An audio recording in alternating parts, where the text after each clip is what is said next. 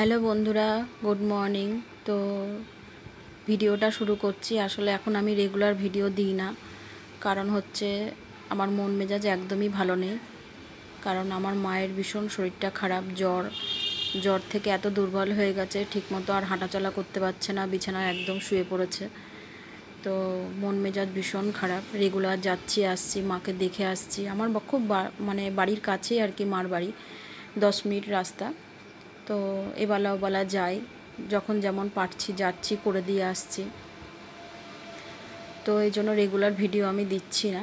তো সকালের উচ্ছে ভাজাটা রান্না করে একটু মাংস রান্না করে নেব। আর প্রতিদিন তো প্রায় দিনই মাংস হয়, কারণ একই রেসিপি আর কি দেখাবো। তো তেমন কিছু দেখাবো না, অল্প একটু করে দেখাবো আর কি, তোমাদের সাথে শেয়ার করব। তো উচ্ছে ভাজাটা হয়ে গিয়েছে, এখন মাংসটা রান্না করে নেব। তো আরজি করের কাণ্ডে ঘটনাটা খুবই খারাপ, ভীষণ মনটা খারাপ। আমি চাই যে ওর বিচার হোক। এর আগেও বহু ঘটনা ঘটেছে, কিন্তু শেষ পর্যন্ত তার বিচার ঠিকমতো হয়নি। তো আমি চাই যে, আমি কেন, সারা বিশ্বের লোক চায়, সবাই যেভাবে আন্দোলন করছে, যা করছে, একটা সুবিচার হওয়া দরকার। কারণ এভাবে মানুষ অন্যায় করতে করতে করতে করতে তারা ভাবছে যে আমি আর অন্যায় করছি, আমাদের তো আর কোনো কিছু হচ্ছে না, আমাদের মাথার উপরে অনেকে আছে, অনেক কিছু ভেবে চিন্তে তারা অনেক কিছু অন্যায় করে ফেলছে। তো প্রতিদিন খবর দেখছি একটা আশায় যে সত্যি ধরা পড়ুক, মানুষ যে এত বড় অন্যায় করেছে, একটা নৃশংস একটা মেয়েকে, একটা অল্প বয়সী মেয়ে, তাকে কত কষ্ট দিয়ে মেরেছে। তো এর বিচার হওয়া উচিত। তো প্রতিটা আন্দোলনে আমরাও এগিয়ে যাচ্ছি। আমাদের কৃষ্ণনগরে যত যা হচ্ছে সব সময় আমরাও তাদের পাশে আছি, চেষ্টা করছি যতটুকু যা করানো যায়।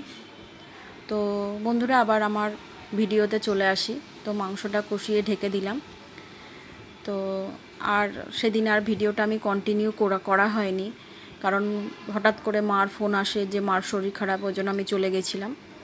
তো পরের দিন আবার রান্না করছিলাম, দুটো ইলিশ মাছ নিয়েছিলাম, খুবই ছোট ছোট।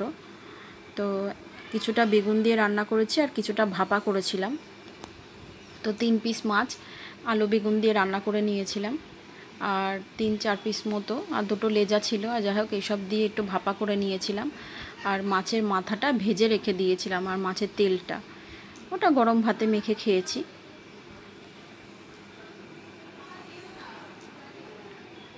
তো প্রথমে এই 3টে মাছ ভেজে নিয়ে এটাকে আমি এখন আলু বেগুন দিয়ে রান্না করে নেব। আসলে আমার মা কিছুই খেতে পাচ্ছে না, কিছু খেতে পাচ্ছে না বলেই আর কি মা দুর্বলটা হয়ে গেছে। তো যার জন্য রান্না করে দিয়েও কোনো লাভ নেই, কারণ কিছুই খাচ্ছে না, শুধু ওআরএস খাচ্ছে, যেটুকু পারছে ওআরএস খাচ্ছে।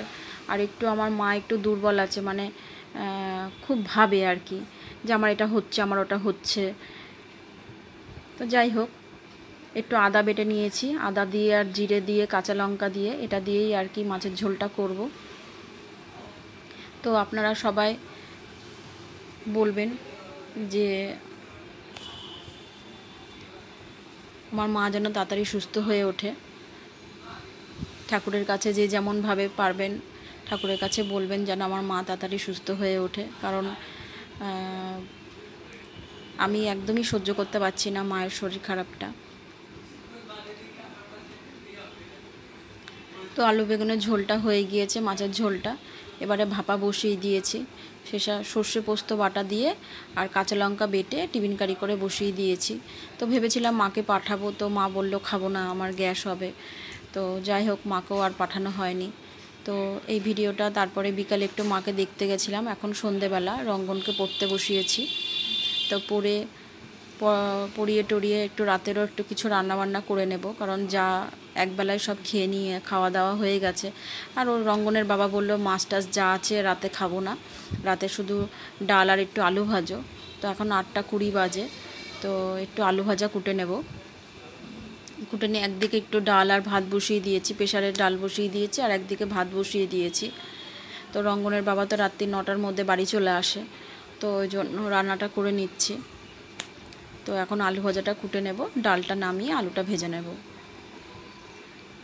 রঙ্গনের পড়া হয়ে গেছে, উঠে পড়েছে। তো দেখুন বন্ধুরা, এই ঝুড়িগুলো রঙ্গনের বাবা এনে দিয়েছে, 4-5টা একই কালারেরই সব এনেছে। কারণ আমার একটাই ঘর, ওই ঘরের মধ্যেই রান্না বান্না করে রাখতে হয়, খাটের তলায় রাখি। ঘরের মধ্যেই সব সবজি তরকারি মাছ কোটা সবই আমার একটা ঘরের মধ্যেই। তো যাই হোক, তো এই ঘরের এখনই আমি একটু আলুটা কুটে নেব। তো যেহেতু খাটের তলায় রাখি, অনেক সময় পোকামাকড় বা আরশোলা টারশোলা আসতে পারে, ওই জন্যই ঝুড়ি দিয়ে দিয়ে খাবার ঢেকে রাখি। তো এই ঝুড়িগুলো বেশ ছোট ছোট মুখগুলো আর কি, ফাঁকগুলো, তো ওই জন্য তো ভাবলাম যে এই ঝুড়িগুলোই ভালো। তো আলু ভাজাটা কুটে নিয়েছি, খুব উপকার হয়েছে ঝুড়িগুলো দিয়ে, সব খাবার দাবার ঢেকে রাখছি। এবার ডালটা নামিয়ে আলুটা ভেজে নেব। আর ভিডিওটা আমি বেশি বড় করব না বন্ধুরা, খুব ছোট ছোট ভিডিও দিচ্ছি। তোমাদের ভালো লাগলে অবশ্যই একটা লাইক করে দিও। আর ঠাকুরের কাছে প্রার্থনা করো যেন আমার মা তাড়াতাড়ি সুস্থ হয়ে ওঠে। আসলে কিছু সময় কথা বলতে বলতে কথা আটকে যাচ্ছে, মানে আমি কি বলবো ভেবে উঠতে পারছি না যে আমি কি বলবো। আমার মনটা এতটাই খারাপ, আমি কাউকে বলে বোঝাতে পারবো না। সবাই ভালো থেকো বন্ধুরা, আমি ভিডিওটা আর বেশি বড় করব না, ভিডিওটা আমি এখানেই শেষ করব।